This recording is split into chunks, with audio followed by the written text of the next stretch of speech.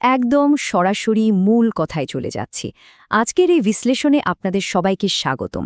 আজকে আমরা এমন একটা টপিক নিয়ে কথা বলবো যেটা প্রতিটি পরিবারের জন্য, বিশেষ করে যাদের ঘরে ছোট বাচ্চা আছে, তাদের জন্য আক্ষরিক অর্থে জীবন বাঁচানোর মতো জরুরি।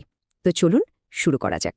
একটু ভাবুন তো, বাচ্চার সাধারণ সর্দি কাশি হলো আর আপনি চট করে তাকে কড়া একটা অ্যান্টিবায়োটিক খাইয়ে দিলেন। কিন্তু আপনি কি জানেন, এই ছোট্ট ভুলের কারণে আপনি আসলে এমন এক ভয়ঙ্কর সুপারবাগ তৈরি করছেন যাকে কোনো ওষুধই আর মারতে পারবে না? হ্যাঁ, ঠিকই শুনেছেন। তো আমাদের প্রথম অধ্যায় অ্যান্টিবায়োটিক রেজিস্ট্যান্স, একটি নীরব ঘাতক। চলুন গভীরে যাওয়া যাক। একটা সাধারণ সর্দি সারাতে পাওয়ারফুল অ্যান্টিবায়োটিক ব্যবহার করাটা একটা মস্ত বড় ভুল। কেন জানেন? কারণ এর ফলে জন্ম নেয় প্রতিরোধী ব্যাকটেরিয়া বা এমআরএসএ। এদেরকে আপনি সায়েন্স ফিকশন মুভির সেই সব সুপার ভিলেনের সাথে তুলনা করতে পারেন যারা সাধারণ অস্ত্রের আঘাত খেয়েও নিজেদের রূপ বদলে ফেলে বেঁচে যায়। সাধারণ ওষুধ এদের গায়েই লাগে না। এদের ধ্বংস করাটা রীতিমতো অসম্ভব আর ভয়ঙ্কর বিপজ্জনক হয়ে দাঁড়ায়। এখন প্রশ্ন হল, এই সুপারভিলেনদের মারবে কে? অধ্যায় ২, লিনেজোলিড কখন ব্যবহার করতে হবে। ঠিক এখানেই দৃশ্যপটে হাজির হয় আমাদের সুপারহিরো। জোলিডনের প্যাকেটের গায়ে আঁকা এই সুপারহিরো বাচ্চাটার দিকে একবার তাকান। লিনেজোলিড গ্রুপের ওষুধ, যেমন ধরুন জোলিডন বা জাইরোলিন, এগুলোই হল সেই সুপারভিলেন ব্যাকটেরিয়াদের খতম করার আসল ব্রহ্মাস্ত্র। প্যাকেটে স্পষ্ট লেখা আছে এটা জন্মের প্রথম দিন থেকেই বাচ্চাদের জন্য একদম সেফ। কিন্তু, এবং এই কিন্তুটা খুব ইম্পর্ট্যান্ট, এটা শুধু এমডিআর বা মাল্টিড্রাগ রেজিস্ট্যান্ট এর মতো একদম সিভিয়ার ইনফেকশনের জন্যই রিজার্ভ করা থাকে। মানে সোজা কথায় এই ওষুধটা কখন দেওয়া হয়? যখন মারাত্মক নিউমোনিয়া হয়, ত্বকের কোনো সিরিয়াস ইনফেকশন হয়, এমআরএসএ বা হাসপাতাল থেকে ছড়ানো কোনো জটিল সংক্রমণ দেখা দেয়, ঠিক তখনই। আমি আবার বলছি, একটু আগেও যেটা বললাম, জন্মের পর থেকেই এটা নিরাপদ ঠিকই, কিন্তু এটা কোনোভাবেই আপনার ওই সাধারণ সর্দি কাশির ওষুধ নয়। ভুলেও ওই ভুলটা করা যাবে না। আচ্ছা, এবার আসি প্র্যাকটিক্যাল কথায়। অধ্যায় ৩, শিশুদের ডোজ এবং ব্যবহারের নিয়ম। বাচ্চাদের ডোজের একটা বেসিক আইডিয়া থাকাটা খুব দরকারি। ১১ বছর পর্যন্ত বাচ্চাদের ক্ষেত্রে সাধারণত প্রতি ৮ ঘণ্টা পরপর তাদের ওজনের প্রতি কেজির জন্য ১০ মিলিগ্রাম করে দেয়া হয়। আর বয়স যদি ১২ বছরের বেশি হয় তাহলে প্রতি ১২ ঘণ্টায় ৬০০ মিলিগ্রাম। তবে একটা কথা একদম মাথায় গেঁথে নিন, এই চার্ট দেখে নিজে নিজে কখনোই ডাক্তারি করতে যাবেন না।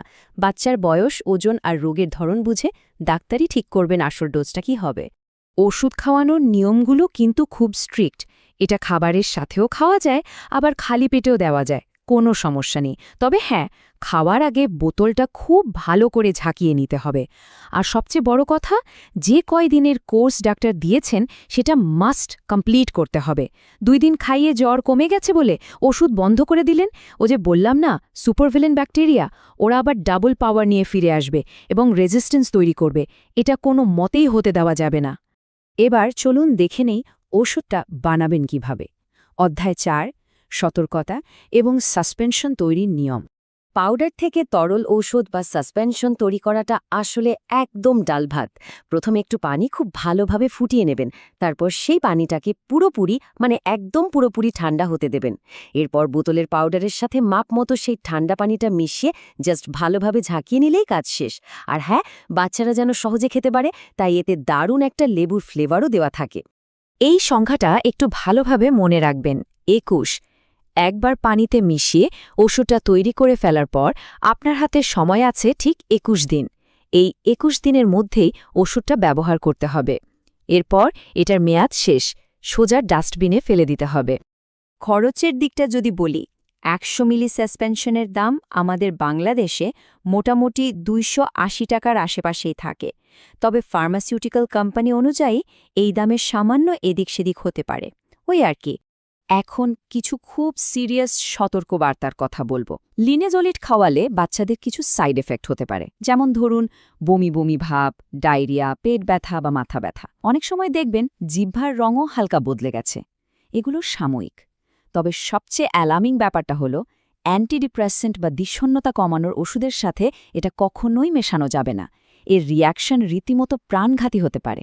আর যদি এটা দীর্ঘদিন ব্যবহার করতে হয় তাহলে অবশ্যই রক্ত পরীক্ষার মাধ্যমে নিয়মিত নজরদারি বা মনিটরিংয়ে রাখতে হবে।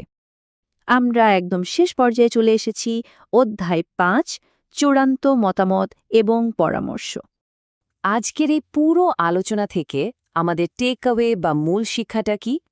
লিনেজলিড হলো আধুনিক চিকিৎসার একটা স্পেশালাইজড ওয়েপন বা বিশেষায়িত অস্ত্র। এটা রোজকার সাধারণ জ্বর সর্দির কোনো টোটকা নয়। এরকম একটা পাওয়ারফুল অ্যান্টিবায়োটিক ব্যবহার করার ক্ষেত্রে আমাদের অনেক বেশি দায়িত্বশীল হতে হবে। ডাক্তারের প্রেসক্রিপশন ছাড়া একটা ছোঁয়াও যাবে না, আর একবার শুরু করলে কোর্স আপনাকে শেষ করতেই হবে। অধ্যায় 6, সাবস্ক্রাইব করুন এবং সংযুক্ত থাকুন।